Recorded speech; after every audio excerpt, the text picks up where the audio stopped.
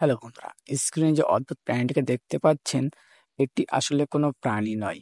এটি হলো কাওয়াসাকির নতুন বাইক কাওয়াসাকি কোরিও, যেটি কাওয়াসাকি কিছুদিন আগেই লঞ্চ করেছে, যা দেখতে অনেকটা ঘোড়ার মতোই। এই বাইকটির একটি সুবিধা হলো আপনি এটিকে যে কোনো স্থানে চালাতে পারবেন। সেটি উঁচু পাহাড় হতে পারে বা বরফের রাস্তা হতে পারে কিংবা ঘন জঙ্গল হতে পারে। এক কথায় আপনি স্থলভাগের যে কোনো জায়গায় এই বাইক ব্যবহার করতে পারবেন।